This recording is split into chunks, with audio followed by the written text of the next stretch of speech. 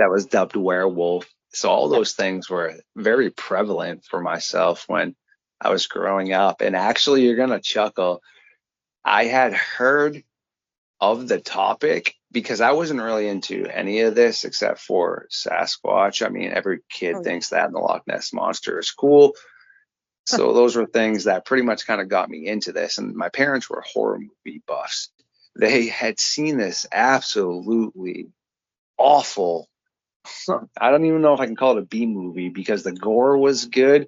I'm a creature feature person. Rest in peace, Mom. It's because of her. Yeah, it was called The Beast of Bray Road, and it was said, quote unquote, based on a true story. Well, here I am being 11 teen, and like I said, being in a Monster Quest. And I was like, wait a second. I think I've heard that before on Monster Quest. And then I started looking up and was like, yes, Linda had spoke about that. And then proceeded to continue to educate myself on the topic. And that movie, this is why I always tell everybody, I don't care if it's TV or anything, all right?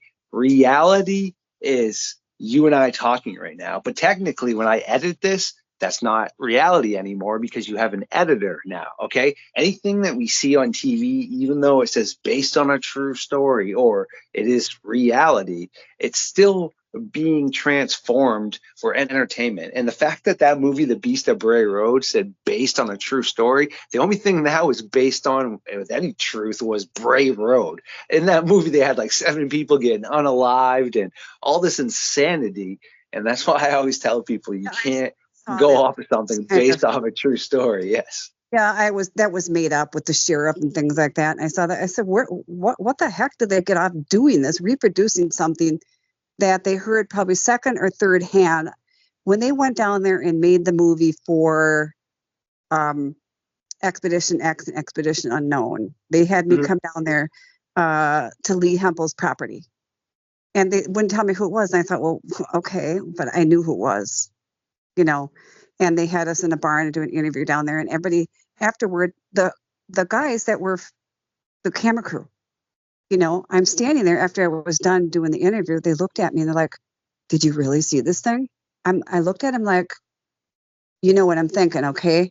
I said, what do you think?